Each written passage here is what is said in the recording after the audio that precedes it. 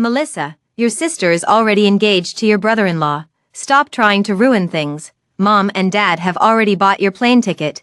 You'll stay abroad for the next few years and only return after your sister's wedding. Seeing the "we know what's best for you" expression on her parents' faces, Melissa realized she had been reborn on the very day her parents forced her to go abroad and completely give up on Benedict. In her past life, she had been persuaded to leave just like this, but unwilling to accept it, she repeatedly explained to Benedict that he should love her instead, begged her parents to reveal the truth, and pleaded for them to stop letting her sister take her place. In the end, all she earned was Benedict's even deeper disgust. Even when she was on the brink of death after a car accident, he coldly said to the nurse on the phone, "What trick is she playing now? Tell her not to ruin my wedding with Molly." And she died on the operating table, watching the globally televised grand wedding on the screen, seeing Benedict gently slip the ring onto Molly's finger, watching them receive everyone's blessings. Since fate has given her a chance to live again, she won't make the same foolish mistakes in this lifetime. "Fine, I'll leave." She reached for the plane ticket, her voice eerily calm. Seeing her agree so decisively, Mr. Oswin and Mrs. Oswin were utterly shocked. "Melissa, you really agreed to leave? Are you planning some trick to ruin your sister again?" Ruin? How ridiculous. Benedict was originally hers, but it was forcibly taken away by her parents and given to her sister over 20 years ago. When her sister Molly was diagnosed with leukemia, their parents didn't hesitate to have another child, and so she was born. Her umbilical cord blood saved her sister's life, but from then on, she lived in her sister's shadow. Because Molly was frail and sickly, their parents showered all their affection on her. From childhood to adulthood, she had given up everything: her room, her friends, even her spot in the finals. There was only one thing she refused to yield: the boy she fell in love with at first sight. The heir of the Marshall family, Benedict. Once a proud son of heaven standing atop the clouds, he was abandoned by his family in a suburban villa after a car accident on his birthday left him blind. Melissa stole the key without telling her family and would climb over the wall every day after school to keep him company. "I come here every day." In the darkness, the girl's sweet voice became Benedict's only salvation. She never revealed her name. Only tracing characters in his palm, he would grope to comb her hair, play piano for her, pressing her cold hands against his chest during thunderstorm nights. On the eve of the surgery, the young man kissed her fingertips and vowed, "Once my eyes are healed, the first person I want to see is you. When that time comes, let's be together." Okay, the surgery lasted 12 hours, but when Benedict woke up, the first person he saw was Molly. It was because Mr. Oswin and Mrs. Oswin, upon learning that Molly also liked Benedict, secretly slipped sleeping pills into Melissa's water, causing her to sleep for a full day and night. Later, she lied under oath, claiming that the one who had been by his side all these years was Molly, thus letting Molly take the credit undeservedly. Benedict never suspected a thing. From dating to engagement, he and Molly were deeply in love. For 3 years, Melissa explained countless times that she was the one who had been with him, that she was the one he should love, but he never believed her. Until her death, Melissa looked at her biological parents before her and found them utterly ridiculous. "Before, you repeatedly tried to make me leave. Now that I've agreed, you don't believe me. Don't you think that's strange? That's not what we meant, of course. It's best if you're willing to go. You'll depart for Europe in half a month. You can use this time to pack your things and settle your affairs." Mr. Oswin. Mrs. Oswin, fearing she might change her mind, hastily added a few more reminders before leaving in high spirits. She then turned and went back to her room. The door had just closed when the phone vibrated once. It was Benedict who sent the message. 8 p.m. "Come to the Grand Hyatt, room 1808. Melissa stared at the message, her fingertips tightening slightly. In her previous life, when she received this message, she was overjoyed, thinking he was finally willing to hear her explanation. But when she arrived, she realized he had deliberately called her to witness him in bed with Molly, just to make her give up. Back then, she broke down in tears, while he coldly said, "See it clearly now, the only one I like is your sister." Looking back now, it's truly laughable. She took a deep breath and replied, "Okay." At 8 o'clock in the evening, she arrived at the hotel on time. The door to room 1808 was left open. Benedict held Molly in his arms, both of them naked. Used condoms were scattered around, and the room was filled with lust. Seeing Melissa standing outside, Molly couldn't help but let out a scream. Benedict lowered his head, placing delicate kisses along her collarbone, his voice tender and deep. "Don't be afraid. I called her here on purpose, to let her know it's you I love. That way, she won't harbor any inappropriate thoughts about me and will understand I can only ever be her brother-in-law, living a second life and witnessing this scene again. Her heart still felt as if it had been brutally stabbed, bleeding and agonizing beyond endurance, but she had to get used to it, because from now on, Benedict would only be her brother-in-law. After what felt like an eternity, she released her hand, now marked with nail imprints from gripping too tightly, and saw the fully dressed Benedict standing before her. See it clearly now, the only one I love is your sister, remember your place, I am your brother-in-law, never dare to do such shameless things again. Melissa's face had completely lost all expression. I see clearly now, and I understand. Benedict paused for a moment, seemingly surprised by her calmness. After a while, he picked up an invitation from the bedside and handed it to her. Next month is my wedding with Molly. I hope you can come. Melissa took the invitation. I'll be there on time. Wishing you a lifetime of happiness together. Benedict stared at her face, his brows slightly furrowed, for some reason. Today's Melissa was uncharacteristically well behaved, but he didn't ask anything, holding Molly's hand as they left the hotel, Melissa dragging her heavy steps behind them. She lowered her head, lost in thought, when suddenly she heard a scream beside her. The next second, the giant signboard above came crashing straight down. Benedict instinctively shielded Molly as they stepped back, narrowly escaping disaster. Only Melissa remained in place, struck and covered in blood, collapsing to the ground. Waves of pain surged through her, tearing at her nerves, leaving her trembling uncontrollably in the pool of blood. Large teardrops welled up, blurring her vision as she watched him shielding Molly, then closed her eyes. The boy who once had only her in his heart would never return, and she, at last, could completely let go. When she opened her eyes again, Melissa found herself in a hospital. The nurse was changing the dressing and, seeing her awake, breathed a sigh of relief. You've been unconscious for 2 days. It's a relief you're finally awake. How do you feel? Your sister fainted from shock the day she brought you to the hospital. Your parents and brother-in-law are all in the next room taking care of her. Should I call them over? Hearing this, Melissa lightly fluttered her eyelashes and shook her head. No need, they wouldn't want to see me, and I don't want to see them either.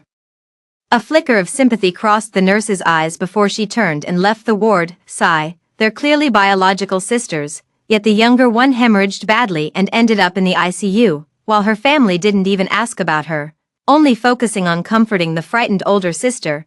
They haven't visited even once these past 2 days. I heard her brother-in-law is the Marshall family's group president. The older sister married into wealth, so neglecting the younger one is hardly surprising, but her brother-in-law is truly devoted. He's been staying by the older sister's side, personally feeding her medicine and porridge, even hiring a retired psychological expert to help her work through her trauma. Gifts to cheer her up keep flowing into the ward like a stream. The hushed remarks of the two clearly reached Melissa's ears. She remained expressionless from start to finish. Such situations had long become familiar to her. In the afternoon, the doctor happened to call her in for a follow-up examination. With no one to accompany her, she had to muster her strength alone to get out of bed despite her frail condition. As she passed by the neighboring ward, Melissa saw her parents and Benedict gathered around Molly, fussing over her with concern. Mr. Oswin tucked the blanket around her. Mrs. Oswin peeled grapes and fed them to her. A sweet smile spread across her face as she spoke in a coquettish tone. Dad. Mom.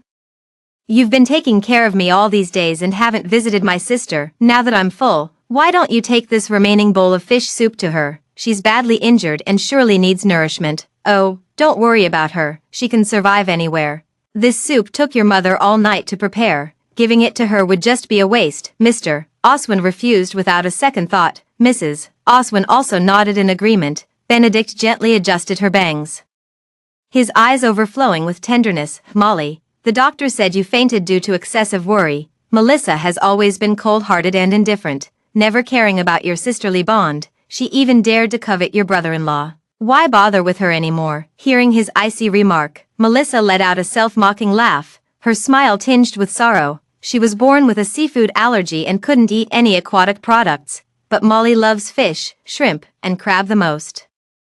So seafood is served at every meal at home. She couldn't eat any of it either, only plain vegetables and white rice, and was even scolded by her parents for being picky. Molly acted particularly caring towards this younger sister in front of others, but whenever they were alone, she would constantly mock and sneer. occasionally even resorting to physical violence. Right after hitting her, Molly would then cry and go tattle, twisting the truth. Mr. Oswin and Mrs. Oswin didn't even ask and punished Melissa to kneel in the rain all night. From then on, she kept her distance from this sister, yielding to Molly in everything she wanted. In her previous life, Benedict was the only one she wanted to fight for, yet it ended in such a tragic outcome. In this life, she only wanted to live her own life well, no striving, no fighting, and no more love. Melissa finished the examination alone and went to collect the medicine with the prescription.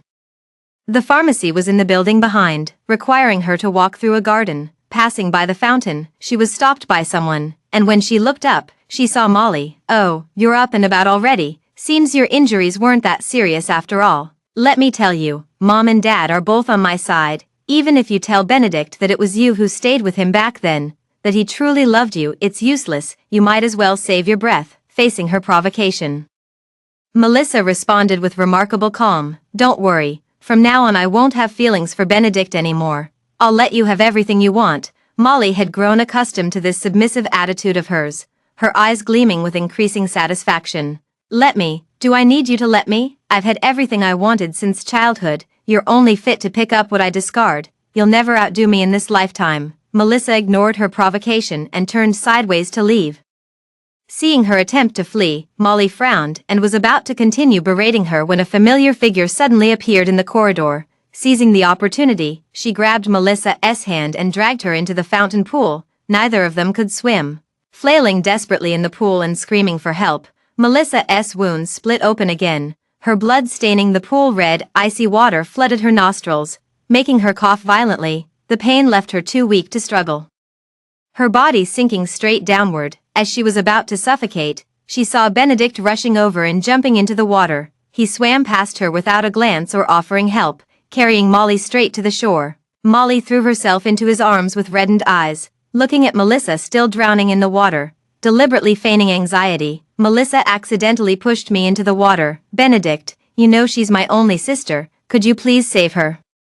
Hearing her words and looking at the person in the pool, Benedict's expression turned as cold as frost. "Molly, stop speaking up for her. She must have deliberately tried to kill you, and then jumped in herself to play the victim. Since she refuses to change her ways, let her sober up properly in the water." Every word struck Melissa's ears, piercing her heart deeply. Her face turned purple from suffocation, her ears buzzed, and all her strength was exhausted. Consciousness grew increasingly hazy, and the scene before her eyes gradually blurred. She watched helplessly as Benedict carried Molly away before losing consciousness. After what felt like an eternity, Melissa was awakened by a chilling gust of wind. Shivering as she came to, she saw Mr. Oswin, Mrs. Oswin standing before her, their faces grim. "You've got some nerve, daring to push Molly into the water. Are you trying to kill her and take her place to be with Benedict? Let me tell you, as long as your father and I are alive, we will never let such a thing happen." From head to toe, "You're not half the woman your sister is, utterly unworthy of Benedict.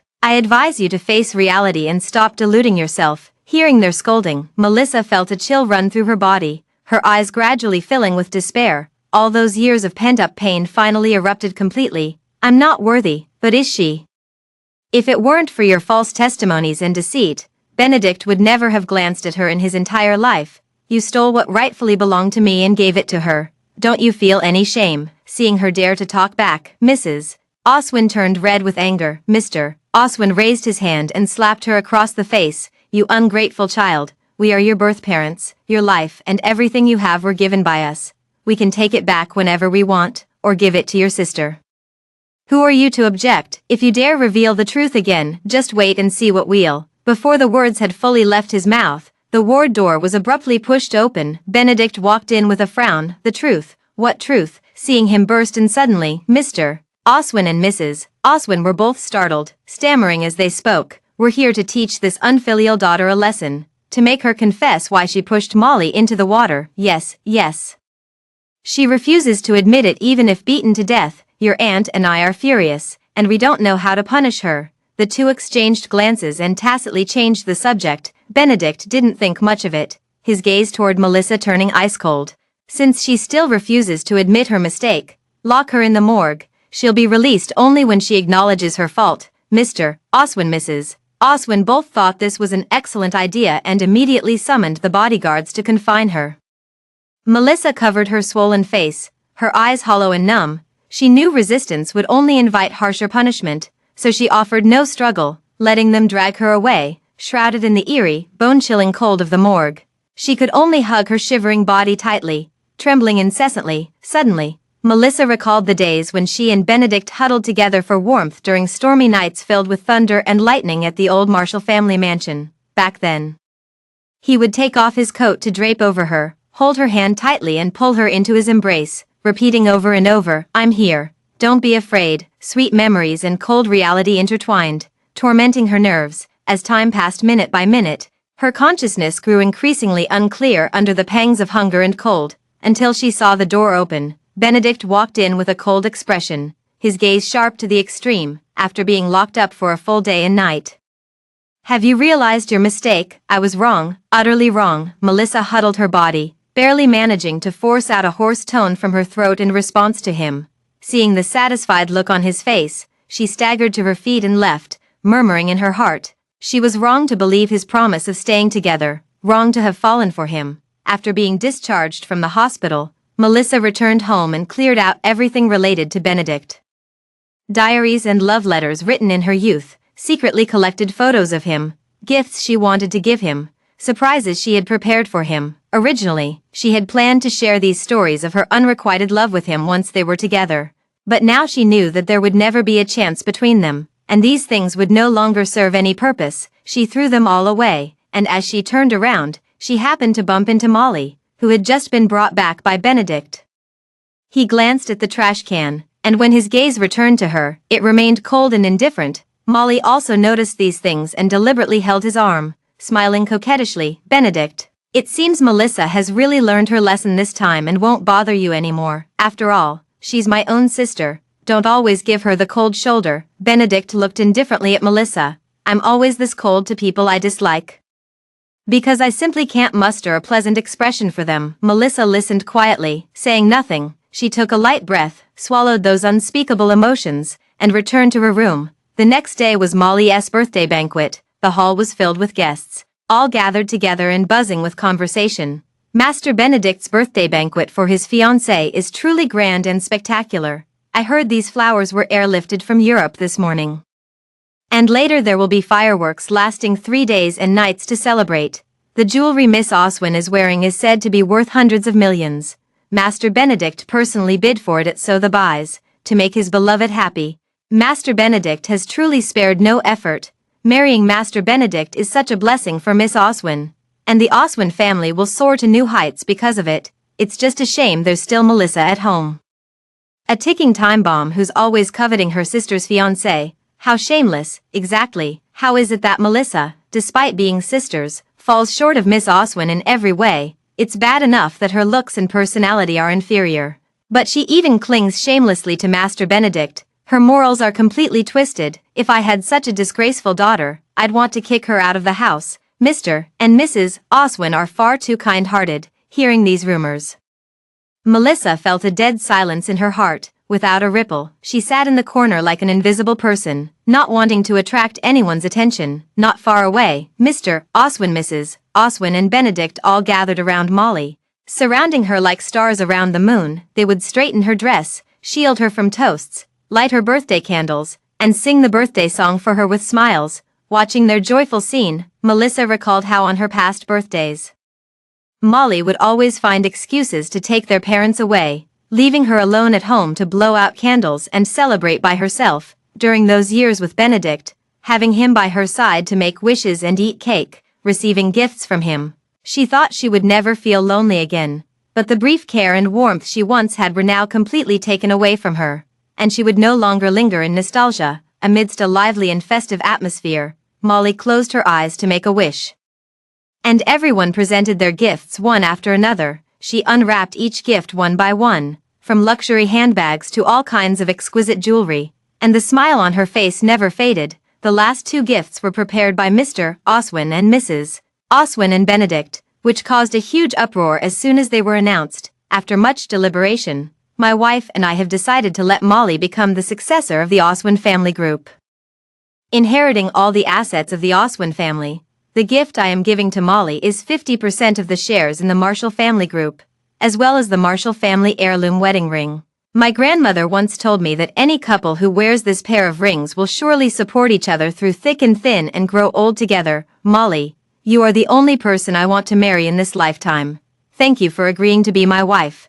Under the gaze of the crowd, Benedict personally slipped the ring onto Molly's finger, pulled her into an embrace, and kissed her. The entire hall erupted in a wave of cheers, with everyone clapping, screaming, and offering their blessings. Melissa watched from afar, her heart heavy and suffocated. She clenched her fists tightly, wanting to leave, but was stopped by Molly's call. Melissa, where's my gift? When are you going to give it to me? Instantly, everyone's gaze fell upon Melissa. She paused mid-step, took out the long-prepared gift from her bag, and handed it over. Molly unwrapped it with a smile, just about to make some sarcastic remarks. Beside her, Benedict froze, his gaze locked onto Melissa's raised hand. Why do you have this bracelet? Melissa looked up at the sound of his voice, meeting his incredulous stare as she instinctively touched the bracelet. During the time Benedict was blind, she knew he couldn't see, yet she still dressed up meticulously to visit him. Back then, she would often wear this bracelet, and every time he held her hand,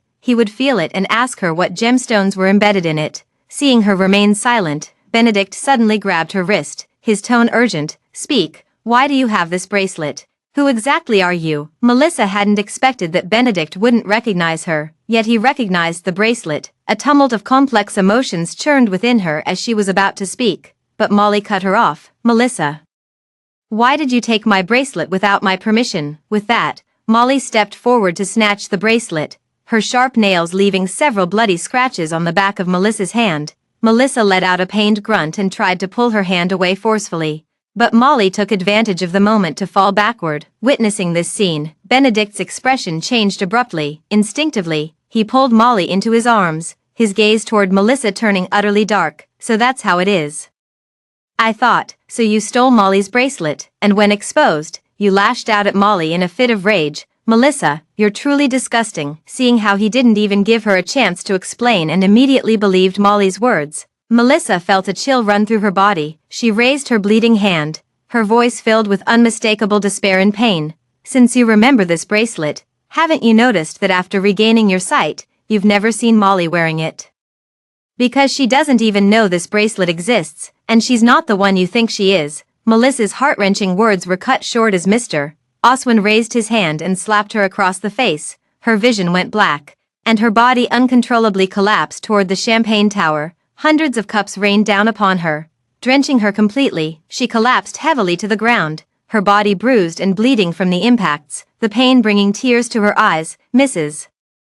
Oswin walked up to her with a grim expression, pouring the red wine in her hand directly onto the girl's face, her voice icy and stern. Molly didn't wear it because the bracelet was accidentally damaged and sent for repairs. The butler just retrieved it today, and you took advantage of our absence to secretly put it on, even daring to claim it as your own. You can make a scene at home all you want, but today is your sister's birthday. Causing such a spectacle in public has completely humiliated our Oswin family. This was your grandmother's most treasured jewelry during her lifetime, left specifically for her beloved Molly. How could it possibly belong to you? Mr. Oswin and Mrs. Oswin took turns reinforcing each other's words, instantly convincing Benedict that their version was the truth. He comforted the inconsolably sobbing, utterly wronged Molly, wiping the tear stains from her face. Then he walked over and knelt beside Melissa. Lifting her bruised wrist, he took off the bracelet, wiped away the bloodstains with a handkerchief, and placed it on Molly's wrist, his face filled with tenderness. Molly, this bracelet carries your grandmother's love for you and the memories of our 5 years together. I won't let anyone tarnish it. After firmly uttering these words, he turned his gaze to Mr. Oswin, his tone icy. Uncle Oswin, for stealing family property and misconduct. Shouldn't the Oswin family enforce its discipline? Mr. Oswin nodded repeatedly and immediately ordered someone to fetch a whip, which he took into his own hands. According to the family rules, Melissa should receive 50 lashes for today's mistake. I, Oswin, have failed in teaching my daughter properly, disturbing everyone's enjoyment. Today, I will publicly discipline this unfilial daughter to uphold the family's honor. With that, he raised the whip and struck down fiercely. With a whoosh, Melissa's back was torn open, and her whole body trembled uncontrollably. A piercing scream echoed through the hall as blood gushed out, quickly staining her entire body crimson. The pain blurred her consciousness, forcing broken moans of agony from her throat. I didn't steal anything. That bracelet was always mine. It was a gift from Grandma. Watching her struggle in the pool of blood, Benedict showed no mercy, instead covering Molly's eyes and leading her away. Watching the two figures gradually fade into the distance, Melissa closed her blood-red eyes. She clenched her lips, stained with blood and tears, enduring the pain in silence. After the punishment, Mr. Oswin and Mrs. Oswin left without even glancing at her. The guests and waiters in the hall sneered and departed one after another. Paying her no attention, she lay battered and bruised on the cold floor. The lights having gone out, only endless darkness remained, completely enveloping her. It wasn't until the early hours of the next morning that Melissa regained some strength and went alone to the hospital to treat her wounds. The doctor was somewhat shocked to see the horrifying injuries on her body. Spending a full 3 hours cleaning and bandaging them, she endured the pain until cold sweat drenched her, breaking several nails before finally making it through. After 2 days of recuperation in the hospital, the wounds slowly scabbed over. During this time, Molly sent numerous provocative messages every day. Mom and Dad have agreed to turn your room into a nursery. It'll be where Benedict and I stay with our child when we visit. When are you moving your junk out? Benedict accompanied me to pick out wedding dresses today. I thought all these were nice, so he bought them all for me. My feet hurt from trying on shoes, and he felt so distressed that he even massaged my legs for me. Looking at the photo where Benedict gazed affectionately at Molly, Melissa felt nothing but numbness in her eyes. She didn't reply to any of the messages. After recovering from her injuries and returning home, she immediately started packing her belongings. Apart from some essential documents and items, she threw everything else away, keeping not a single piece. The butler saw this and came over nervously to offer a reminder. Second miss, the eldest miss meant for you to move to the basement. Although the lighting isn't good there, the space is ample. There's no need for you to throw these things away. Melissa looked at the empty room, her voice indifferent. No need, these things won't be of use anymore. Throw them all away. I'm going abroad soon and won't be coming back. The butler froze, a flicker of surprise flashing in his eyes. Are you leaving and not coming back? Before the words were fully spoken, Benedict pushed open the hall door and entered. Who's leaving and not coming back? The butler was about to reply, when Molly emerged from the bedroom. Why are you so early? I haven't finished my makeup yet. Benedict ignored the two of them and walked straight to her, playfully tweaking her nose. It's fine, take your time. I can wait. I can never get my eyebrows right. You're so skilled. Help me with them, won't you? The two returned to their room chatting and laughing, then closed the door behind them. Melissa also withdrew her gaze and silently zipped up the packed suitcase. For the entire day that followed, Benedict and Molly stuck together, being extremely affectionate. He would personally cook breakfast for her, hold her in his arms, and feed her bite by bite. He would accompany her to watch movies, explaining the hidden Easter eggs to her. He would pull her into an embrace on the balcony, kissing her passionately, letting her lipstick smudge on his collar, his eyes brimming with tenderness. The household staff who witnessed it couldn't help but gossip in private. Miss and young Master Benedict are so deeply in love. Though they haven't registered their marriage yet, they're already like a newlywed couple, stuck together like glue, inseparable for even a moment. The young lady grew up being spoiled, developing a willful temper. Now that she's married to the devoted young Master Benedict, she's bound to be even more indulged and unruly. What a fortunate fate indeed. Ah, poor second young lady, neglected by the family since childhood was bad enough. But to fall for someone who turns out to be her sister's husband, such misfortune between blood sisters. Listening to their sighs through the door, Melissa lowered her eyes. In the past, she too had questioned the heavens countless times. Why was she treated this way? After dying once, she came to understand a truth. What she had to fight for was never truly hers. This applied to family ties, and love was no exception, so she no longer clung to them, wanting only to break free and never sink into the mire again. At dinner time, the servant informed them that Mr. Oswin and Mrs. Oswin had reserved a private room at the mid-levels hotel and asked them to dine out. Melissa initially wanted to find an excuse to refuse, but was Molly forcibly pulled into the back seat. Along the way, no matter what Molly said, Benedict would immediately chime in. Benedict, after we get married, let's go to Europe for our honeymoon, okay? I want to see the northern lights and attend a fashion show. you'll have to take lots of photos of me then. And I'll set your phone, computer, and tablet wallpapers to my selfies. No repeats allowed. Sure, I'll take some photography classes to improve my skills by then. I'll definitely capture you at your most beautiful and print those photos to hang all over my office and study. That way, whenever I miss you, I just have to look up to see you. Then you must keep your word. When we have babies in the future, we can flip through photo albums together and reminisce. By the way, how many babies do you want? Boys should look tall and handsome like you, but girls, it's better if they take after me. The two chatted back and forth. Seemingly forgetting Melissa's presence, she stared fixedly at the scenery outside the window, not uttering a word. On the day Benedict underwent his vision-restoring surgery, she had a dream while sedated by sleeping pills. In his dream, the first person he saw upon waking was her, and from then on, no one else could compare. He would stay by her side every moment, prepare countless surprises, take her on dates, and explore the vibrant world together. He would kneel down to propose to her solemnly, hold her hand as they walked into the wedding hall, and embrace her and their child for a family portrait. In her dream, she found someone who truly loved her and built a little home of her own. It's just a pity that after waking from the dream, everything turned to bubbles. She fought desperately, but in the end met a tragic death. In a daze, the screech of sudden brakes startled Melissa. Hearing the noise, she looked up and saw a sports car, seemingly with failed brakes, heading straight toward them. With a heavy thud, the entire car was slammed into the bridge pier. Melissa felt her whole body crashing as if it were about to fall apart. With blood streaming from her forehead, arms, and legs, an overwhelming pain surged through her, making her feel as if she were being torn apart. The agony so intense she could barely catch her breath. She opened her blood-stained eyes and saw Benedict carrying the trembling Molly out of the car.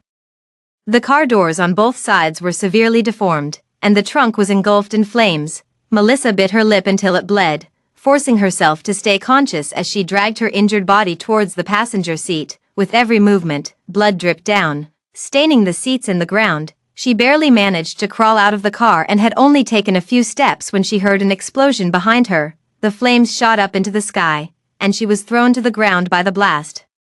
Staring at the car that had just exploded, Melissa felt her blood run cold. She couldn't bear to imagine, had she hesitated a few seconds longer, or been knocked unconscious, she might have died in the crash again. From the moment the danger arose until she saved herself, 5 minutes had passed. Benedict never once glanced her way. Even though Molly was already safe and sound, he never considered turning back to save her. Seeing him holding Molly and comforting her gently, Melissa wore a weary and bitter smile. All her strength had drained away, her eyelids heavy as lead. In her dazed state, she heard the beeping of an ambulance and the urgent voices of nurses. Melissa is more severely injured.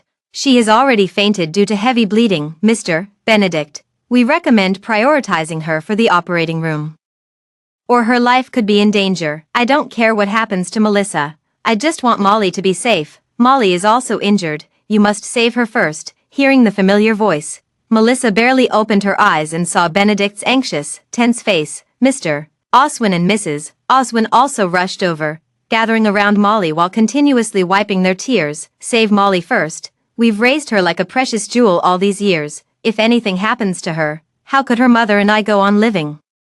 Yes, we're their family members. If anything really happens to Melissa, we won't cause trouble for the hospital. Don't worry about Melissa now. Molly's safety is the most important. Hearing them unanimously choose Molly, the last shred of hope and longing in Melissa's heart vanished completely. Endless darkness surged forth, pulling her down into the abyss. In the moment before death in my previous life, that familiar sense of helplessness and panic enveloped me once again. Melissa never expected to still be alive. The smell of disinfectant lingered in the air as she remained dazed for a long time before gradually regaining clarity. The doctor examined her body, a hint of relief evident in his tone. We worked for over 10 hours to pull you back from the brink of death. It's a relief you woke up. Hearing this, Melissa's eyes flickered slightly, her voice hoarse. Thank you for saving my life. The doctor nodded, looking at her, hesitating to speak further.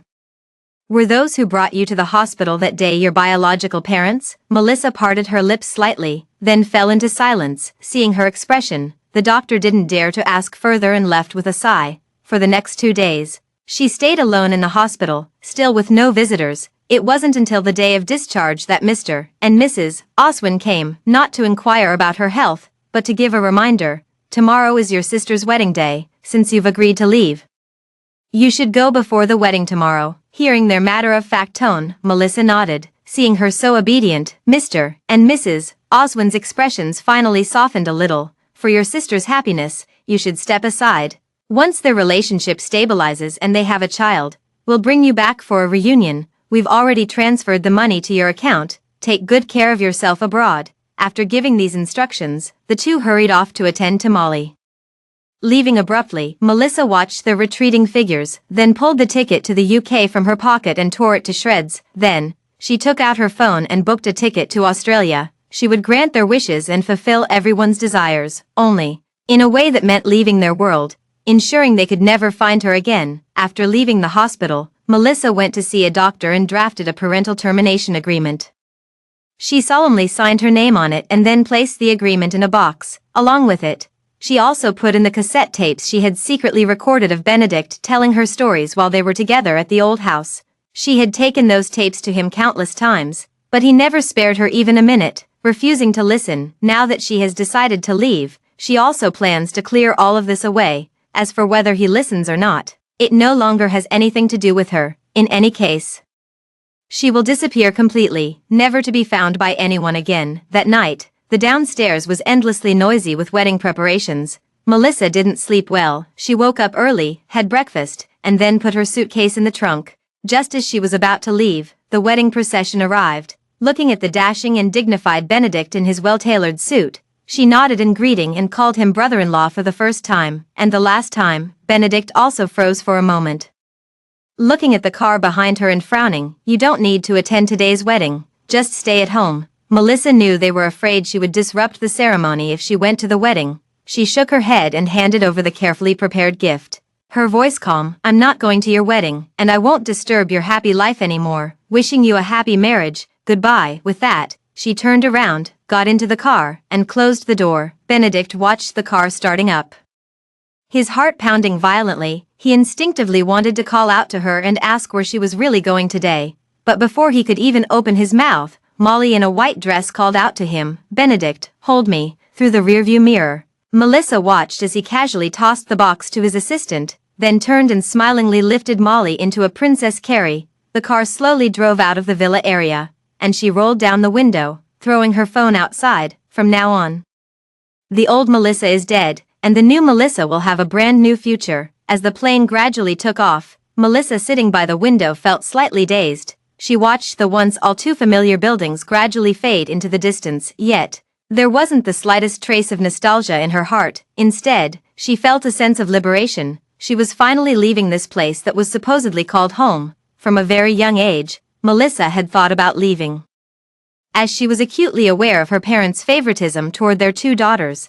In every aspect of life and daily interactions, Mr. and Mrs. Oswin had always treated her like an outsider. She even wondered if she might not be their biological daughter, which was why Mr. and Mrs. Oswin treated her differently. But the truth was not as she had imagined. She was indeed Mr. and Mrs. Oswin's biological daughter and Molly's younger sister. This fact was undoubtedly an even greater blow to her. If that's the case, then the only explanation is that they simply didn't love her. It was precisely because they didn't love her that they treated her differently. Even her birth was merely to save Molly. Melissa sometimes wonders if Molly wouldn't have come into this world at all if she didn't need the umbilical cord blood to save her life. As for Benedict, she had thought he would be her salvation, because he was the kindest to her and the one who made her feel the most tenderness in all this time. Although before his accident, Melissa had already developed a crush on him, what moved her the most wasn't Benedict's status or position. It was his unique and genuine heart for her. That's why she fell in love with him without hesitation. But now he fully believes that the person he spends every day with is Molly, no matter how she explains or repeatedly proves herself to him. But Benedict just wouldn't believe it. The plane passed through an area of turbulent air, causing slight vibrations in the fuselage. The wounds from the car accident still ached faintly. Melissa couldn't help but gasp. Her injuries had almost completely healed. But for some reason, ever since she was Molly pushed into the water last time, she has become unusually afraid of the cold. Even on overcast days without rain, Melissa would feel abnormally cold. She instinctively tightened the blanket around herself, but still felt it was of little use. Still feeling chills all over, Just as I was considering whether to ask the flight attendant for another blanket, the man beside me suddenly handed over his own blanket. Melissa was slightly taken aback. "I don't need it, you can have it." The man's voice was warm and pleasant.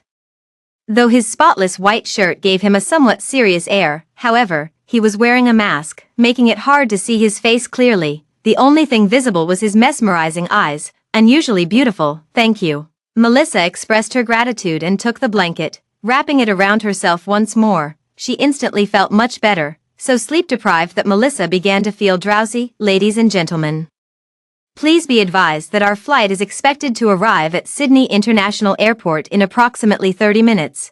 The ground temperature in Sydney is 22 degrees Celsius, 71.6 degrees Fahrenheit." The clear announcement repeated over and over. Melissa finally woke up slowly. She realized with a start that she had slept for nearly 2 hours, and her waist and legs felt slightly sore. Half an hour later, after retrieving her suitcase, Melissa glanced at the time displayed on her phone screen.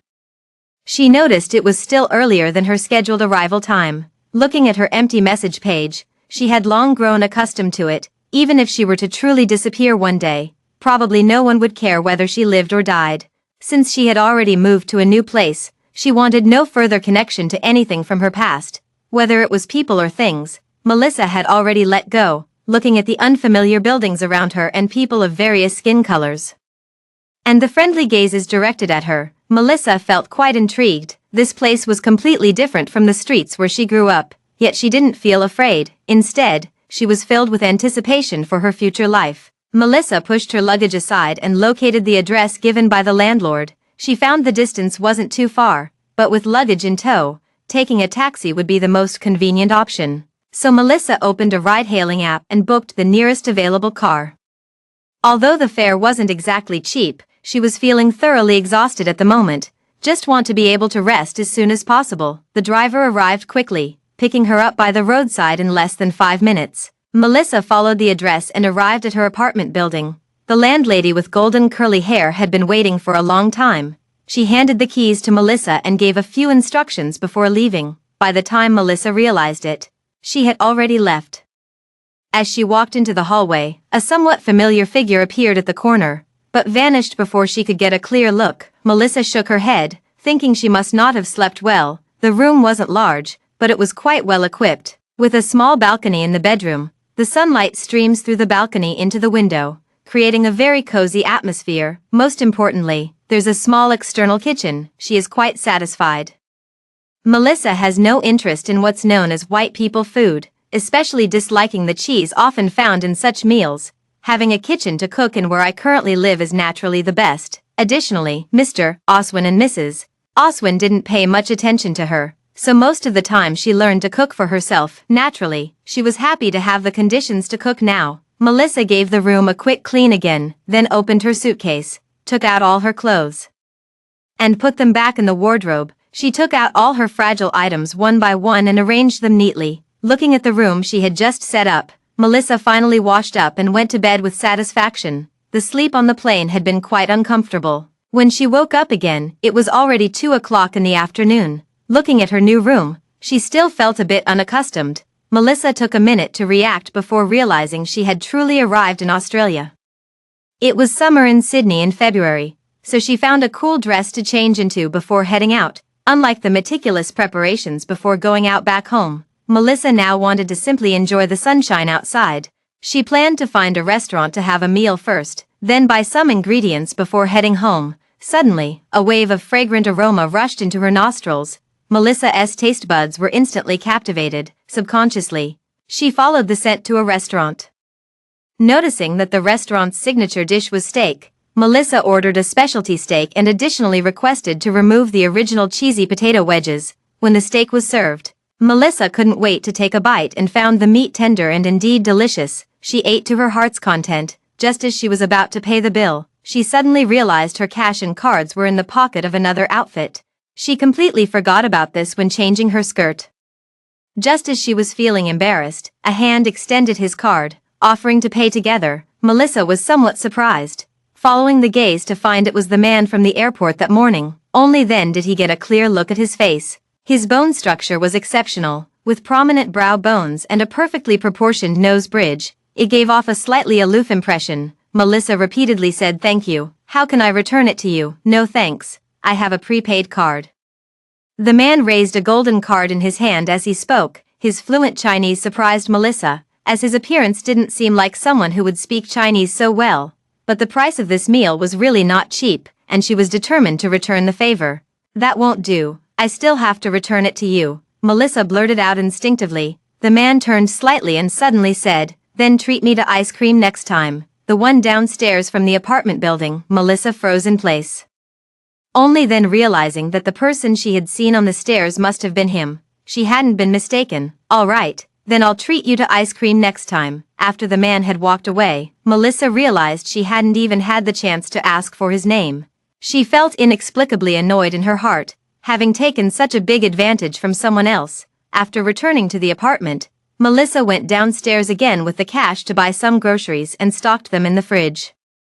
Looking at the fully stocked fridge, she instantly felt a strong sense of security. The phone suddenly rang. Melissa glanced at it and saw that Molly had sent a few photos via email. In the photo, she is seen wearing a white fishtail gown, smiling sweetly at the camera. Behind her stands Benedict, looking adoringly at her. The two appear to be the picture of newlywed bliss.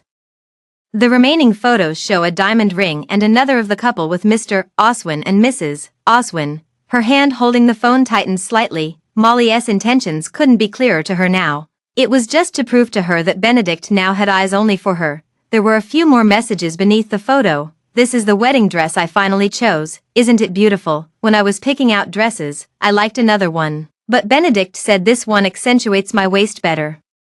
So he ended up buying both for me. The same with the diamond ring. I told him it didn't need to be so big since I don't wear it often, but Benedict insisted on buying it. I originally wanted you to attend the wedding, but Benedict was against it. He said he didn't want to see you on such a happy day, and our parents also said your presence would bring bad luck, so it was unanimously decided not to invite you. Now that we're about to get married, it's time for you to let go. I don't care about whatever happened between you and Benedict in the past, but from now on, you better remember, the one by his side can only be me, and Benedict will only ever be your brother-in-law. Melissa read these words, and she could almost picture Molly saying them with that tone and expression. She didn't reply, just silently closed the page. Melissa suddenly remembered Benedict once gently describing her brows and eyes, saying her eyes must be very beautiful. She retorted, asking what if he could see later and found she wasn't actually good-looking. Benedict said no matter what she looked like, she would always be the most captivating in his heart. The boy's sweet words were fervent and direct. Melissa felt her ears tinge slightly red as she listened. She had indeed imagined a future with him, even picturing the possibility of marriage and a happy family together, though in her heart she had already let go of Benedict. But looking at these photos, her heart still felt a slight pang of bitterness. But what's past is past, and she would no longer hold any expectations. Just as the wedding was about to begin, a little boy holding grape juice suddenly ran into the hall and collided with Molly. The deep purple grape juice instantly stained most of her white dress. She couldn't help but exclaim, "My dress! Whose naughty child is this? Who let them in? Take them away immediately." Hearing the commotion, Benedict hurried over. Seeing Molly's impatient expression, his footsteps instantly froze in place. In his impression, she had always been gentle and quiet in temperament. Even when facing difficulties, she wouldn't be this irritable. Suddenly seeing her like this, Benedict felt somewhat unaccustomed. "Benedict, when did you arrive? I didn't even notice you." Benedict looked up at her again, only to see the same gentle expression on her face, as if she were a completely different person from just moments ago. "I heard your voice just now and came to check. Are you all right, Molly?" "It's nothing, just a little boy accidentally spilled some grape juice on my dress. I'll go change into another one. You wait here for me." "Okay," Benedict nodded. For some reason, looking at Molly, he always felt a strange sense of unfamiliarity. This feeling wasn't just momentary, but would occasionally resurface. It feels a bit different from when he was with her before. But he couldn't quite put his finger on what exactly was different, and sometimes the person who suddenly appeared in his mind wasn't Molly but Melissa. Benedict had a slight suspicion in his heart, but he couldn't bring it up. After all, Molly was his wife, and he was merely Melissa's brother-in-law. Brother-in-law. He suddenly remembered how Melissa had called him brother-in-law before he got in the car. She had looked pale when she handed over the wedding gift she had prepared before leaving. He didn't even have time to call out to her subconsciously. Benedict suddenly remembered the box and decided to see what was inside. Following the elevator to the parking lot, Benedict searched the car thoroughly. He called his assistant. "Where's that box I gave you this morning, Mr. Benedict? Do you mean the box that Miss Oswin's sister gave you?" Noticing his sudden inquiry, the assistant's tone became hesitant. Benedict frowned deeply. What exactly happened?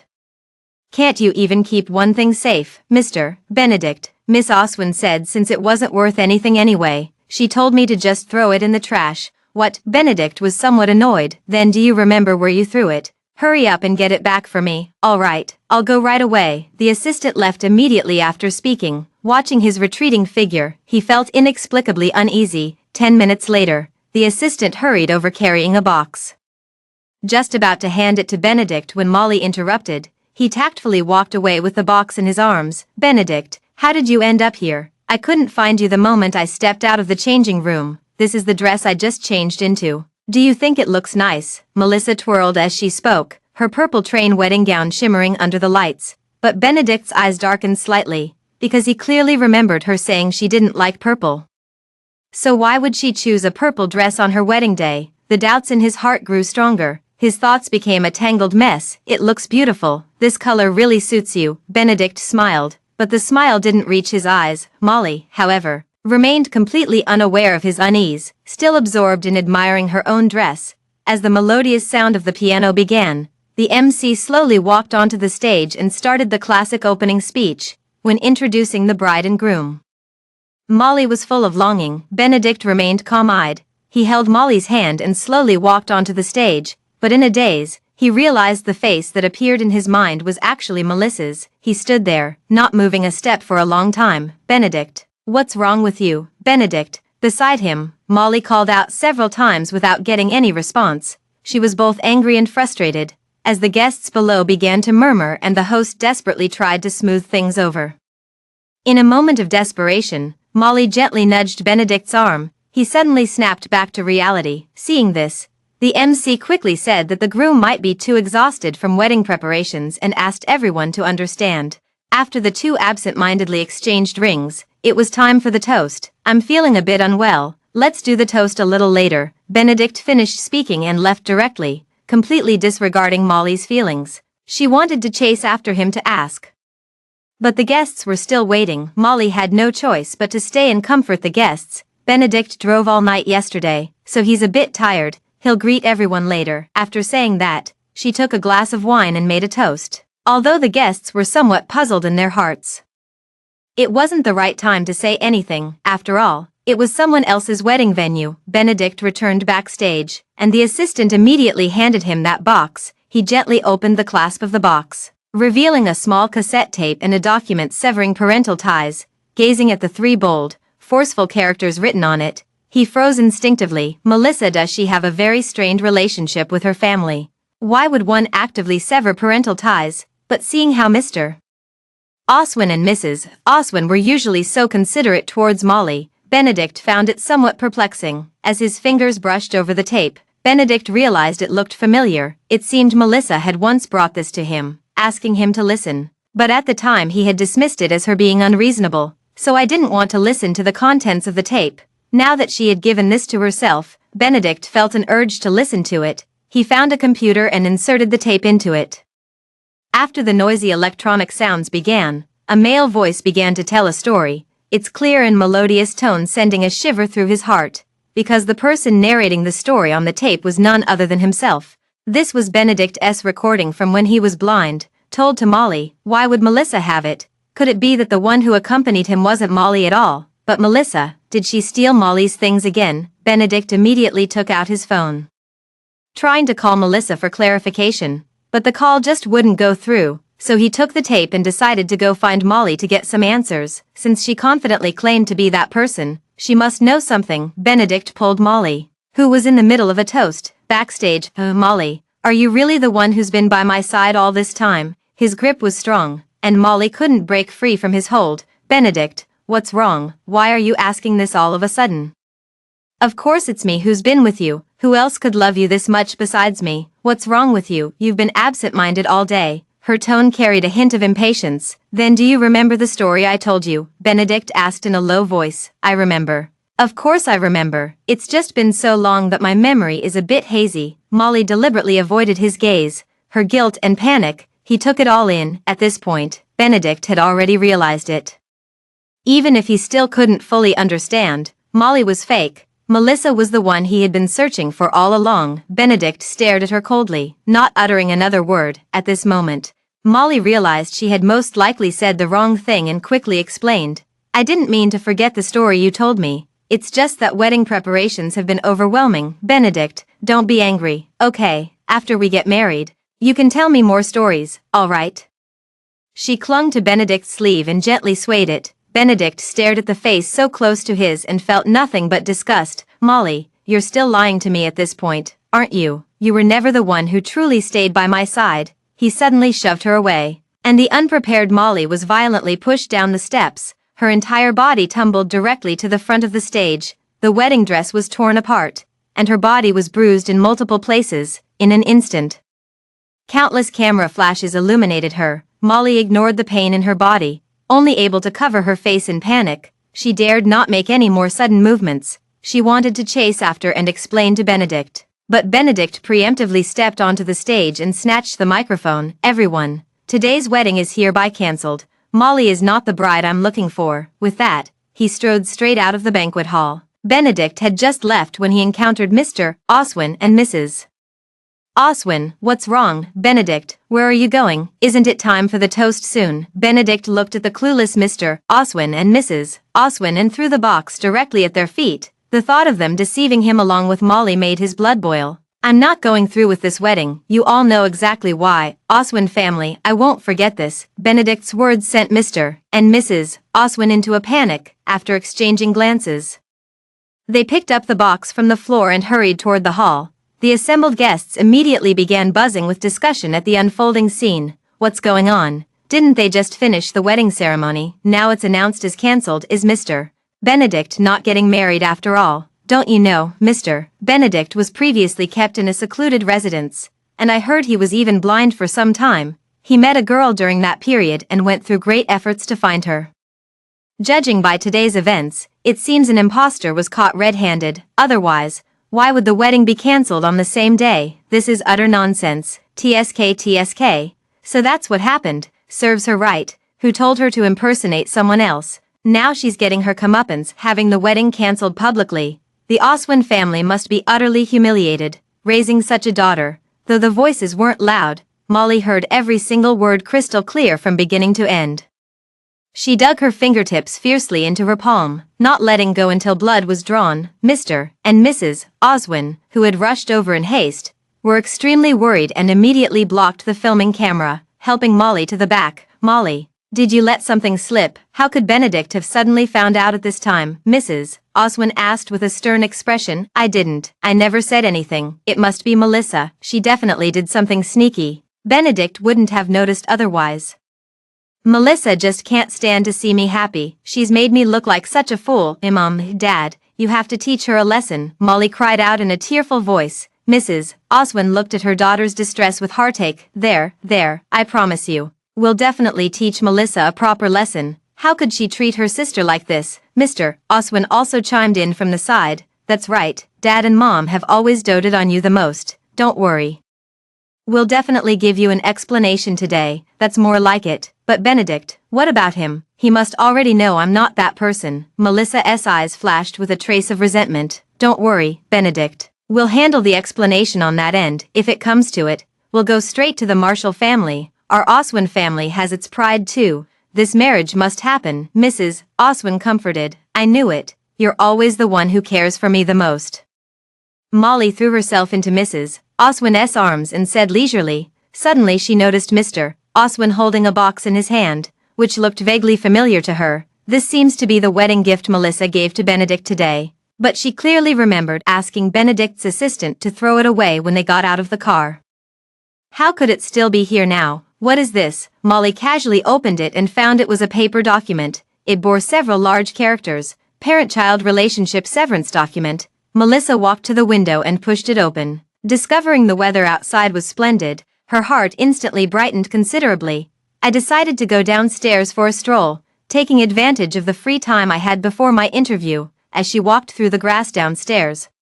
She suddenly heard faint meowing sounds. She turned her head but saw no sign of any kittens. Melissa initially thought she had misheard and was about to leave when she heard the sound again. She crouched down in the grass to examine carefully and found a small orange cat inside an old abandoned pipe at the very back of the thicket. It was terribly thin, with wounds all over its body. When it saw Melissa approaching, it didn't show fear but instead tried to crawl toward her using both its paws.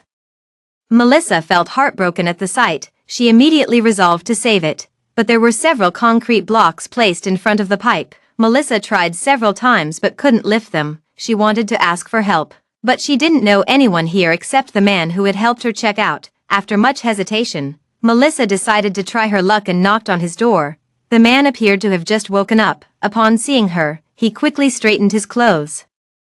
"Is there something you need from me?" Melissa hurriedly recounted her encounter with the kitten downstairs. "All right, then wait for me a moment." After the man finished speaking, he quickly went back home to change his clothes, and then the two of them went downstairs together. After clearly seeing the kitten's position, he carefully moved the stones aside and then gently used his hand to bring the kitten out of the pipe. At this moment, the kitten seemed to sense something and kept meowing non-stop, but it didn't struggle. Instead, obediently nestled in the man's arms. "It looks like its hind leg is injured. We need to take it to the hospital." "Okay, I know where a pet hospital is." After walking for a few minutes, they arrived at the hospital. A nurse came over to ask about the situation and said they needed to examine it first. The man carefully placed the kitten on the examination table. The two then exited the examination room. Shortly after, the nurse brought the kitten back out, explaining that its leg wasn't seriously injured, just some abrasions that needed proper care. However, it was somewhat malnourished, need to be hospitalized for observation for a few days. Melissa looked at the kitten in her arms, and her anxious heart instantly relaxed. "Thank you so much today. If it weren't for you, I really wouldn't know who else to turn to." "I haven't asked your name yet." Melissa's voice was full of gratitude. "No problem. I'm also happy to have saved the kitten. My name is Albert. And you?" "Melissa." Albert subconsciously repeated the name after hearing it, then nodded. After settling the kitten, the two returned to the apartment building together. Perhaps it was because they now had something to do together. The walk back wasn't awkward as they chatted along the way. Melissa learned Albert was employed by a legal consulting firm here, coincidentally. She had been interested in the legal profession since childhood, so the two began discussing their perspectives on the field. As the conversation progressed, they found themselves increasingly in sync, as if they had been friends for years. Melissa, her impression of him also changed. Albert was not as aloof as he appeared on the surface. "Wait here for me." "Okay." Albert was somewhat puzzled but instinctively agreed, until Melissa came running back with 2 huge ice creams. Only then did he understand her intention. "You still remember?" "Of course," Melissa said as she handed him the ice cream. Albert didn't spoil the mood and took it. The glaring sunlight filtered through the tree shadows, and as he gazed at the Melissa before him, he couldn't help but feel his cheeks grow warm. Realizing this, Albert quickly made an excuse to go home. Melissa didn't seem to notice. After agreeing to go to the hospital together next time, she also returned to her own apartment. For many days after that, Melissa and the other person often made appointments to go to the pet hospital together. Under the careful care of the nurse, the kitten's condition improved a lot. Melissa originally wanted to take it home to raise, but the landlord had previously said that pets were not allowed in the apartment. This was one of the conditions she had to abide by. "How about leaving the kitten with me? My room is quite spacious. And I also have experience raising cats back in my home country," Albert said as he pulled out his phone album to show her. His wallpaper turned out to be a photo of a beautiful little tabby cat. Its round, sparkling eyes looked utterly adorable. "Okay, but I'll buy the cat food and such. You've already taken care of the vet fees, so this time it's my turn," Melissa said while looking at the kitten in her arms. "Okay, but you probably can't handle it all by yourself. I'll go with you," Albert suggested. Melissa didn't expect him to be so considerate and immediately agreed. The two of them went on to buy some supplies and toys for the kitten. Melissa has a bit of a problem with making small decisions, but Albert showed no impatience whatsoever. Instead, he patiently offered suggestions. Melissa felt a warmth in her heart. She had never experienced someone being so patient with her before. Suddenly, she remembered how Benedict had been the same way before. But later he wouldn't even spare time to listen to a tape for her. "What's wrong?" Noticing her troubled expression, Albert immediately asked. it's nothing, just thinking that we haven't given the kitten a name yet. Then why don't you choose one, after all? You're its owner. Melissa thought for a moment. How about we call it Paula? What do you think? Melissa looked at Albert with a hint of anticipation in her eyes. I think it's very cute, so from now on we'll call it Paula. Because they returned from the hospital quite late, so Albert hailed a taxi, and while waiting, he even called the driver in advance to ask if cats were allowed. The driver happily agreed. However, upon arrival, he gave Melissa a meaningful glance and said something to Albert in Russian. Melissa didn't quite understand, so she leaned closer to Albert and asked, "Why is he looking at me so strangely? What did he just say?" "He said your kitten is so cute, he'd like to steal it." "Really, why?" Melissa immediately shielded the kitten in her arms upon seeing this. Her action amused Albert. "Just kidding." Melissa remained silent but quietly held the kitten in her arms tighter. From an angle she couldn't see, Albert's smile was radiant. Reluctantly placing the kitten at Albert's home, Melissa hurried back to take a shower. Her phone suddenly vibrated.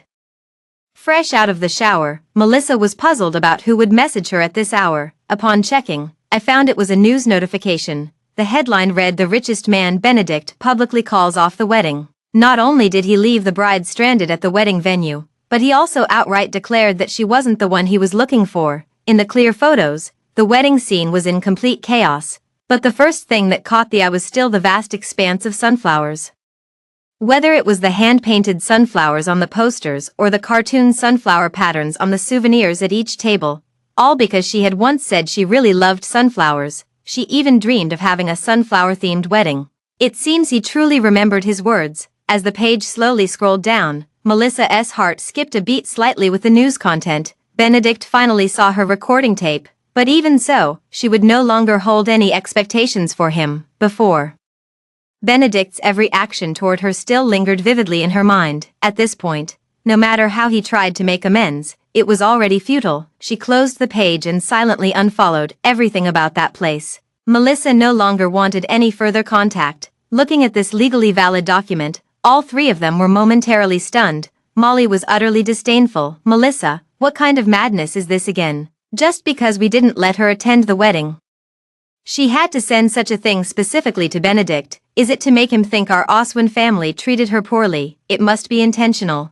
Now if she finds out the wedding didn't happen, she must be gloating beyond measure." Hearing her say this, Mr. Oswin and Mrs. Oswin instantly felt she made a valid point. Their hearts were immediately filled with resentment towards Melissa. Mr. Oswin then decided to make a call to reprimand his unfilial daughter. But the phone only emitted a cold electronic tone, and nothing else. Mr. Oswin was furious. "She won't even answer my calls. She's really grown too bold." Mrs. Oswin refused to believe it and tried calling herself, only to find the line still dead. "It seems she's determined to cut all ties with us, Dad. Since she's brought me such misery, why not just disown her from the Oswin family?" Molly seized the opportunity to propose. Mr. and Mrs.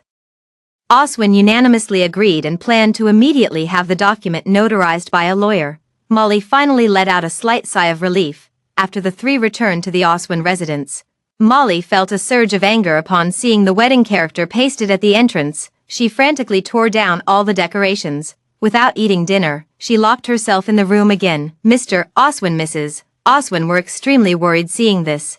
They took turns going to her door to persuade her. "Molly, you've been working all day, you mustn't skip meals, right? No matter what, come out and eat something, okay?" After a long while, Molly's voice finally came from the room. "I don't care, I'm determined to marry Benedict. I've already had the wedding ceremony. If I don't marry him now, I'll truly become a laughingstock. You all said you had a solution, now go figure it out for me." Mr. Oswin and Mrs. Oswin had no choice but to drive to the Marshal's villa.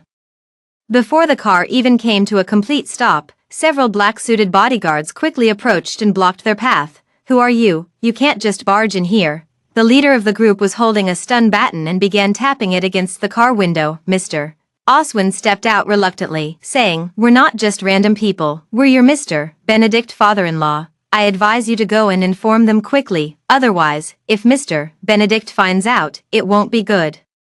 I thought that person might be afraid, yet unexpectedly, that person instead let out a light laugh. Then, with a glance, Mr. Oswin and Mrs. Oswin were sized up. "Father-in-law, we Mr. Benedict aren't even married yet. Where does this father-in-law come from?" clearly an imposter. Get lost now, don't blame me if I get rough if you don't leave. The man then brandished the stun baton in his hand, originally wanting to say something. Mrs. Oswin was instantly frightened into silence. Mr. Oswin couldn't bear to leave just like that, so he shouted at the villa, Benedict, Molly's matter has its reasons, you must hear us out. Besides, the wedding has already been announced to the whole city. If you cancel it just like this, the Marshall family will surely find out, and it will affect you too. The bodyguard tried to stop him and intended to restrain him. Suddenly, a man who looked like a butler hurried over and whispered a few words into the bodyguard's ear. The bodyguard immediately released Mr. Oswin. You're lucky, Mr. Benedict said he wants to see you. Me, Mr. Oswin pointed at himself. Yes, as for her, she's to wait downstairs and not wander around. Mr. Oswin dared not voice any objection. He immediately followed the butler into the villa. Benedict stood by the tall floor-to-ceiling window, holding a freshly lit cigarette in his hand, long before he realized Melissa was the one he had been searching for.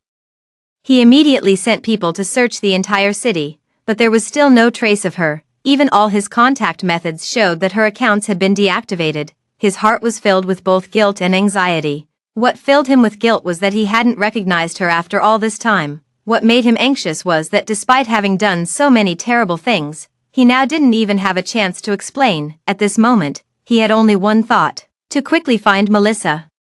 Hearing his assistant knock on the door, he immediately stubbed out the cigarette in his hand. I heard you're going to tell the Marshall family about this, is that right? Would you consider this a threat to me? Benedict's voice was icy to the extreme. It made Mr.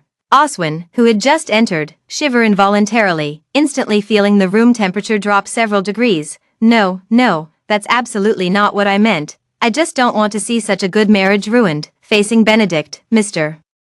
Oswin instantly lost his previous aggressive demeanor. There was even a hint of ingratiation in his tone. A good marriage? What do you Oswins take me for? Benedict, do you really think I'm a fool? Benedict let out a light chuckle.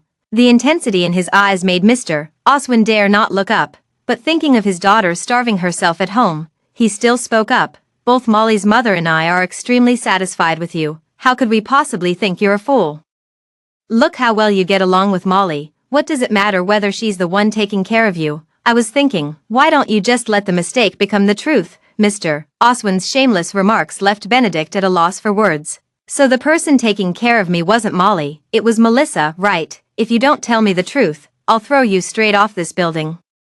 Benedict grabbed Mr. Oswin by the collar and demanded. Mr. Oswin was already nervous, and this scared him even more. He collapsed to the ground instantly as he looked out the window. Yes, Melissa, not Molly. At first we didn't know. It was Molly who told us you were looking for someone, and the person you were looking for closely resembled Melissa. So we had Molly assume Melissa's identity. And that bracelet also belonged to Melissa. Benedict lowered his eyes.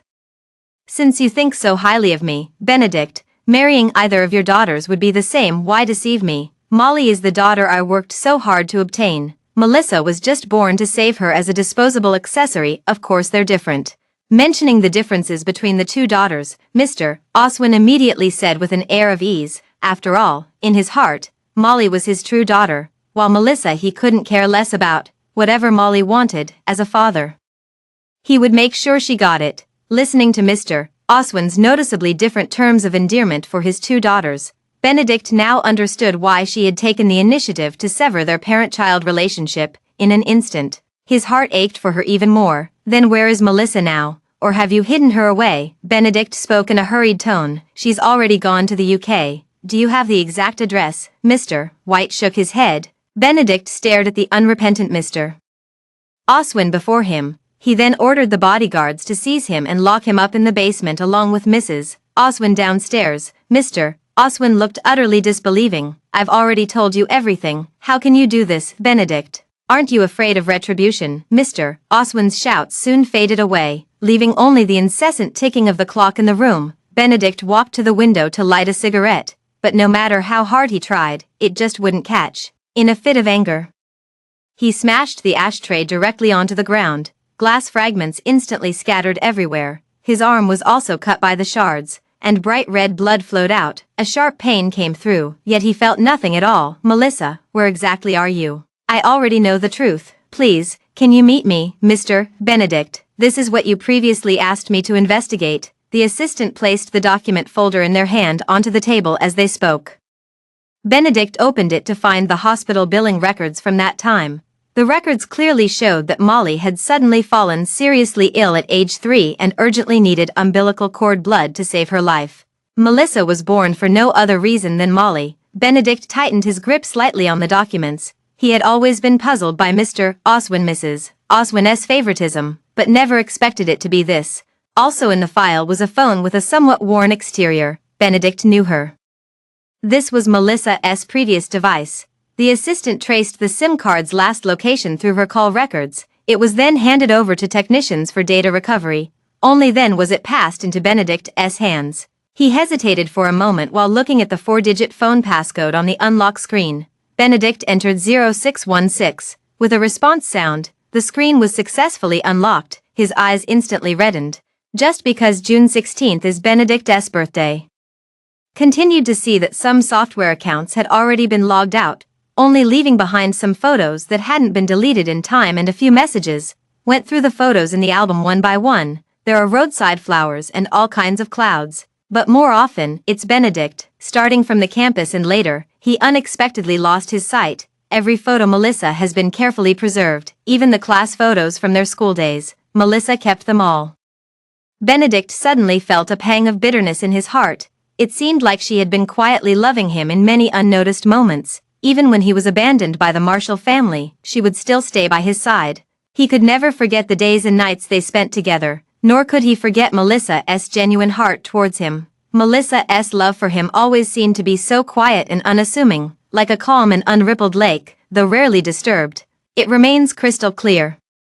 Opening the information page, Benedict unexpectedly discovered that the person who sent the most messages to Melissa was Molly. She had sent her wedding photos and some intimate daily pictures all to Melissa. Benedict looked through them one by one. The heart grows heavier still. Beneath the photos were mixed in some messages. Melissa, I heard you went to see Benedict again today. Have you no shame? Benedict is now your brother-in-law. What exactly are you trying to achieve by seducing him?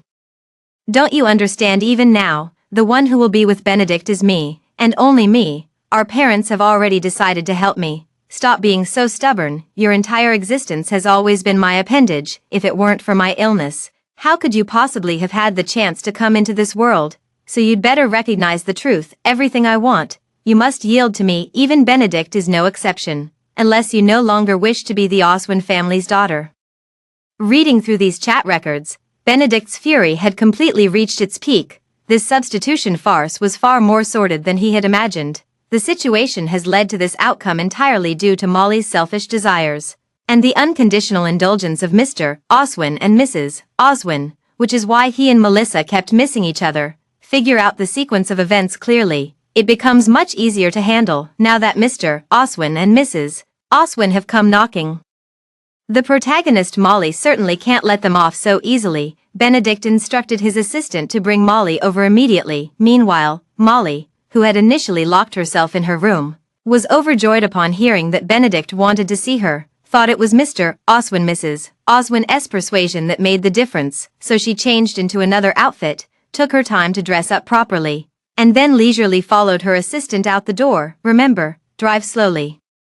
I don't want my new makeup ruined, Molly said grumpily while checking herself in the mirror. She has always been this way, except when she has to Benedict to rein it in a bit. The assistant didn't bother arguing with her, just gave her a leisurely glance. That gaze was as if looking at a dead man walking, because he knew better than anyone else Benedict what kind of person he was. Molly would definitely come to no good end. When the car arrived at Marshall's villa, Molly was still wondering why no one came to open the car door for her today. She had no choice but to free the hand holding her bag and push the car door open to get out. Suddenly, an external force dragged her entire body over. Her eyes were immediately covered with a thick black cloth. A wave of immense fear surged through her heart. Molly instinctively screamed, "Who are you? Let me go. I am the wife of Benedict. Who dares to touch me?" Her voice was shrill and thin. The man who tied her up couldn't help but kick her calf and said viciously, "Shut up. If you want to live, behave yourself." Hearing this, Molly finally stopped screaming and dared not make another sound. It was unclear how much time had passed. Molly only realized she had been taken to an airtight place. where even the surrounding air felt somewhat thin. Benedict then walked over and abruptly tore off the black cloth covering her eyes. Molly instinctively shrank back. "What's wrong? So afraid of what I might do, or have you done something to feel guilty about?" Benedict gripped Molly's chin and looked at her as he spoke. Molly immediately felt a pang of guilt. "Benedict, how could it be you? Why did you have someone tie me up? Don't you have the slightest idea why I'm treating you this way?" Benedict spoke while slightly tightening his grip. Molly felt an excruciating pain in her jaw but couldn't speak, only managing to let out a few muffled whimpers. Benedict slowly loosened his grip. "Molly, are you still acting with me at this point? Have you forgotten what you've done yourself, Melissa? Where exactly is she? Do you even know?" When Melissa was mentioned, Molly became even more evasive. She coughed a few times before looking at Benedict and saying, "Melissa's schedule was arranged by my parents. How could I possibly know?" Benedict's gaze remained as calm as ever. "You don't know? Fine. Then take a look at these things yourself and see if they look familiar."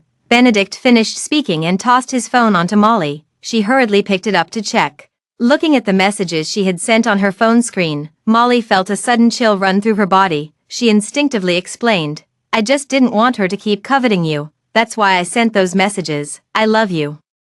Even if you mistook me for someone else, you're already married to me, aren't you? So you're admitting you drove her away, right?" Benedict's words made Molly instantly realize she had said the wrong thing, instinctively covering her mouth. The panic in her eyes was unmistakable. Benedict could no longer hold back and had his bodyguard step forward to deliver a heavy slap across her face. In an instant, Molly's cheek swelled rapidly, and a trickle of blood seeped from the corner of her mouth.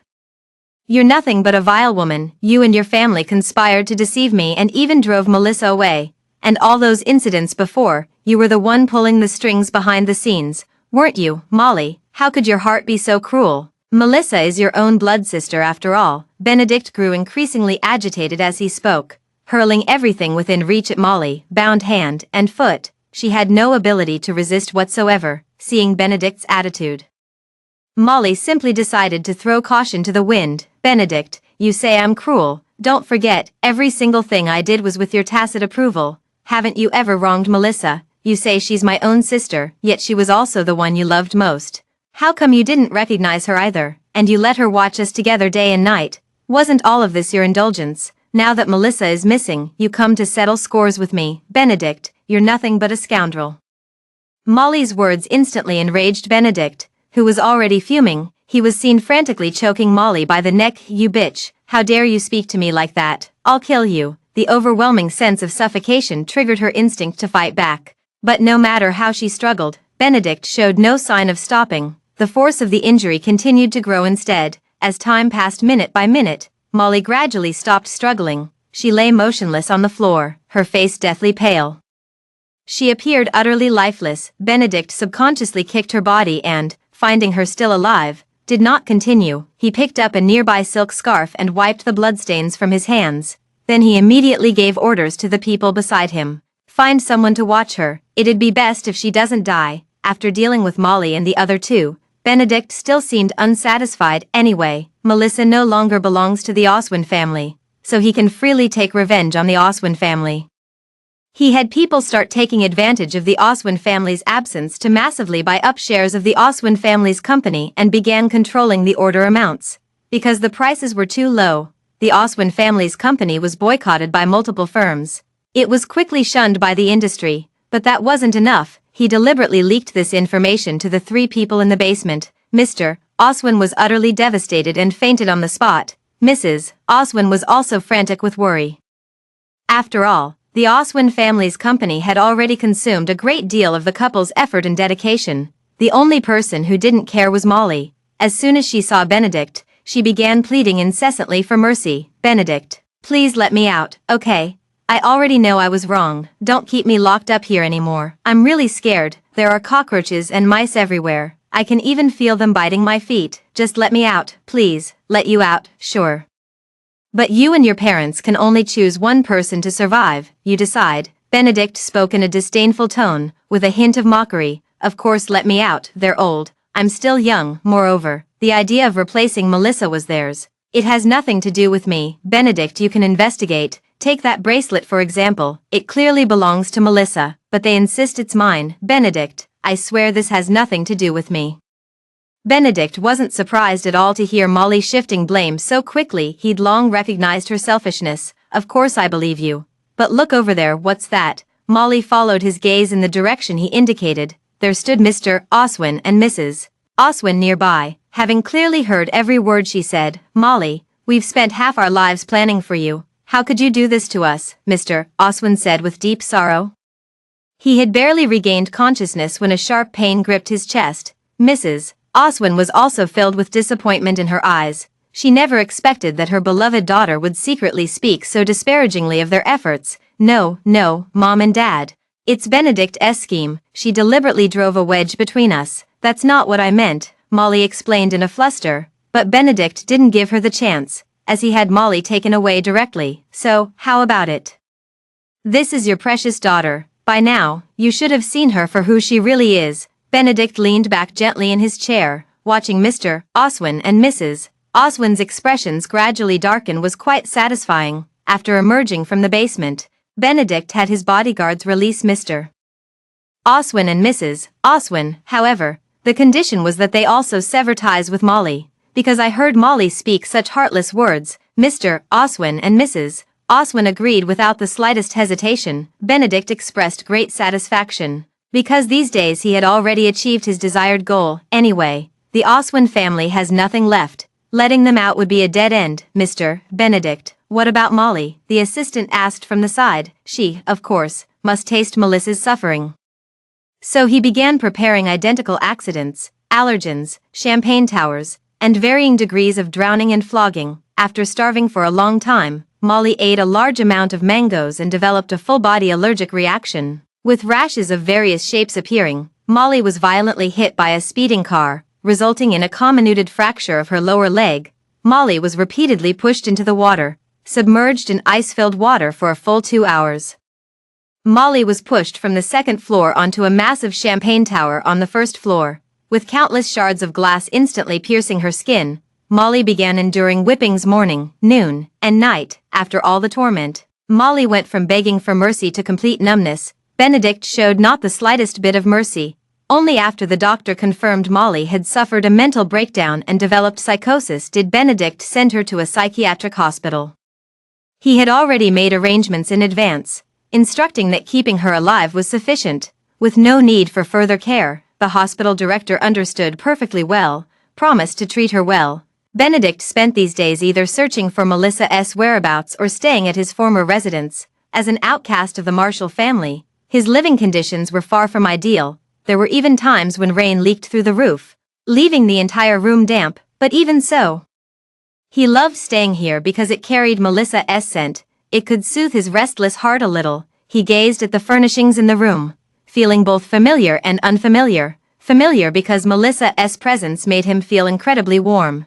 Unfamiliar because before this, he couldn't see at all. The only thing he could still perceive was due to Melissa's patient guidance time and again. One could say she was the hope in his dark life. Benedict's affection for her wasn't merely romantic.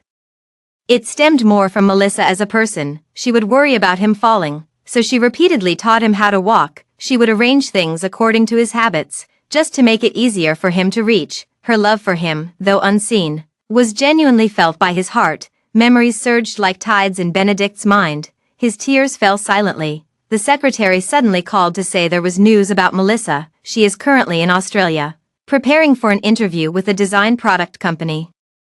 Benedict's nerves tensed up again upon hearing this news. During the days when he couldn't find Melissa, his heart had been restless and uneasy, but now he suddenly knew her whereabouts. His heart was still filled with unease. He feared she might not forgive him. After all, he had failed to recognize her and had done such terrible things. Anyone would be disappointed. Then book me the fastest flight ticket now. I need to leave immediately to find her. But your current condition really isn't suitable for a long flight. The secretary looked at Benedict with hesitation, as if wanting to say more but holding back. However, Benedict completely ignored these concerns. He immediately stood up, straightened his clothes, and prepared to depart without delay. The secretary didn't dare to speak further and had no choice but to go ahead to drive the car. The two headed straight for the airport. The plane streaked across the sky, leaving behind a long, mottled trail of white contrails against the blue sky. Just like at this moment, Benedict's heart is filled with both anticipation and nervousness.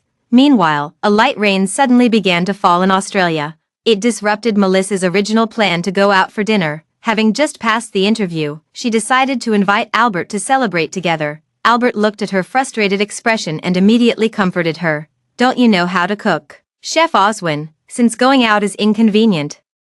How about we eat at home and have hot pot? My friend just brought me some authentic hot pot base from my hometown. Let's try it together." His words instantly made Melissa's frown disappear. "I was just worrying the other day that the hot pot bases here aren't authentic. Albert, you're simply the best. Then I'll also make my specialty braised spare ribs for you while I'm at it." "Great, then I'll take care of washing the dishes." The two of them got right to work. So they walked together under an umbrella to the supermarket to buy some essential hot pot ingredients. When passing by a puddle, a jeep drove by, its wheels splashing muddy water. Albert instinctively pulled Melissa, who was walking on the outer side, into his arms. "Look out." In an instant, the distance between the two became close enough to touch. Their noses lightly brushed against each other. Melissa could even catch the faint scent of woody perfume on him. This was Melissa's first time seeing him so close up, and she couldn't help but notice how incredibly long his eyelashes were. She became completely entranced. Albert was blushing furiously, too embarrassed to look at her yet unwilling to push her away. "Melissa." Finally, he called out softly. Melissa only then realized what she had just done, so she suppressed her pounding heart and quickly changed the subject. "The supermarket is just ahead. Let's hurry up or the rain will get heavier." Albert remained silent, simply following her while holding the umbrella for her. He began to feel somewhat grateful that his own umbrella had broken before they left. By the time they returned from the supermarket, the rain had completely stopped. Melissa, the two of them walked leisurely down the road, carrying a large bag of groceries. It was quite pleasant, when suddenly, an all too familiar figure at the apartment entrance caught her eye. Melissa, the smile on her lips gradually faded away. She could never have imagined who would be the one most eager to find her. It would be Benedict. He actually came looking for her.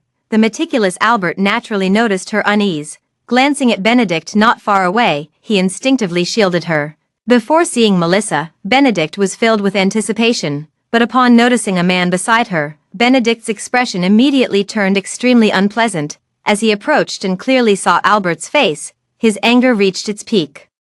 He quickly strode forward, but Albert, noticing his movement, immediately blocked him. "Who are you? I should be the one asking you that. Who are you?" The intercepted Benedict was furious, yet he remained mindful of Melissa's presence beside him. Thus, he struggled to suppress his emotions. Albert ignored his deliberate provocation and instead turned to look at Melissa. "Melissa, do you know this person?" Melissa nodded. "Should I take you home now?" Albert's eyes carried a hint of concern. "It's fine, let's go. Don't pay attention to him." Melissa lifted her foot, ready to leave. "Melissa, can we talk?" Benedict immediately said. Melissa's footsteps paused at his words. Albert now roughly guessed the relationship between the two. Looking at him, "If we don't clarify things, it might get even more troublesome. Why don't you talk to him? I'll wait for you up ahead." "Okay." Seeing her agreement, Albert took the items from her hands and walked a short distance away to wait. Throughout their entire exchange, neither of them glanced at Benedict. As if he were merely an insignificant passerby, she turned to face him. "Benedict, there's nothing left for us to say to each other. Since you've chosen Molly, stop dwelling on the past." Melissa's voice was cold and distant. It sent a shiver through his heart. It had been quite some time since he last had a proper conversation with her. In his memory, Melissa had always spoken to him with gentle warmth. Benedict had never seen her so indifferent before. "Melissa, I know I was wrong before, for not recognizing you in time. Can you forgive me? I know you might still be bothered by what happened between me and Molly. She has already received the punishment she deserved. I've investigated everything she did to you and made sure she paid back double. Let's be together properly from now on, okay? I've missed you so much." Benedict's tone was humble, and his voice trembled uncontrollably. He was truly remorseful. But from the day he learned the truth, it felt as if something was missing in his heart. After waiting so many days, there was finally Melissa's message. He just wanted to see her as soon as possible. Benedict's eyes were filled with eagerness.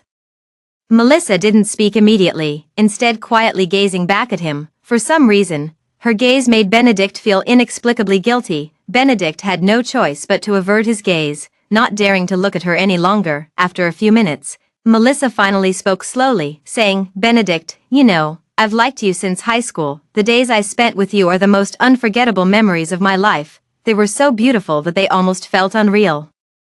I always hoped you would recognize me by instinct, or that you would give me even a minute to explain, but that didn't happen. Now I've made up my mind. Let bygones be bygones. Melissa, Benedict was at a loss. He wanted to explain but didn't know where to begin. His lips moved slightly, yet no complete sentence came out. Benedict, the moment I decided to let you go was the moment I stopped regretting. I loved you, but I don't anymore. There's no possibility for us now. So please don't look for me again, okay? Melissa turned and walked away without hesitation. Benedict watched her retreating figure heading toward Albert, a wave of remorse washing over him. Before coming to Australia, he had imagined countless scenarios in his mind. As long as Melissa would return to him, he was willing to do anything. But now she stood before him, telling him she no longer loved him. Benedict's heart felt as if it had plunged into an ice cellar, leaving him with nothing but an unbearable chill. From that moment on, Melissa never saw Benedict again. Rumors said he sold his company, and no one ever heard of his whereabouts again. Mrs. Oswin later tried to contact her, but Melissa said nothing and simply returned the parental relationship termination document they had sent her. To say it didn't affect her would be a lie, but Melissa had no intention of having any further contact with them. After all, to her, it was all something from a very, very long time ago. A year later, Melissa had her own small studio. There are also a few like-minded good friends by my side, although it's more exhausting than when I was at the company. But she has realized her long-held dream. Her heart is filled with nothing but infinite satisfaction. On the first day after the studio was established, she followed the usual routine and prepared to invite Albert to celebrate. But when she knocked on the door, there was no response. So she started calling him, dialing several times in a row, but Albert didn't answer. Suddenly, her phone buzzed with a news alert. A black Pagani had been rear-ended due to speeding. The driver died on the spot. Melissa's heart instantly clenched. Albert's 25th birthday gift was a black Pagani. Without stopping to look closely, Melissa immediately took a taxi and rushed to the accident scene at top speed. She had never felt so panicked in her heart before. At every traffic light, she kept praying silently in her mind. She saw the police had already set up a perimeter around the area. Melissa wanted to rush over to check but was stopped. She immediately explained that the car owner was someone she knew and wanted to go take a look. The police asked her what their relationship was. Melissa immediately said it was her lover. Hearing her answer, the police were somewhat confused and showed her the car owner's identity information for confirmation. The photo showed a man in his 60s, a drug dealer whose sudden heart attack had caused the car accident. Melissa's heart instantly relaxed, and she collapsed to the ground in relief. After receiving the police call, Albert was completely baffled. By the time he arrived, the black Pagani lying wrecked nearby was nowhere to be seen. Only then did he suddenly realize the truth.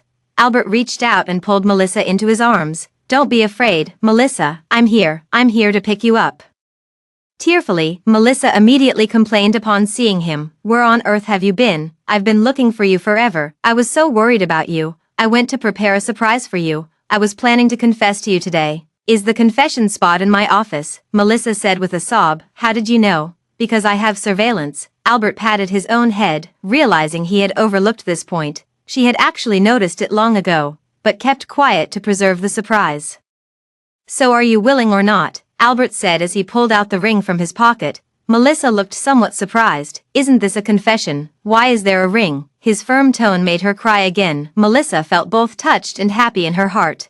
"Then I'll have to think carefully about it." "All right, take your time to think." Sunlight filtered through the shadows of nearby trees, evenly spilling over Albert's body. Melissa could only feel the missing piece in her heart slowly growing back. And Albert is precisely the indispensable ray of sunshine.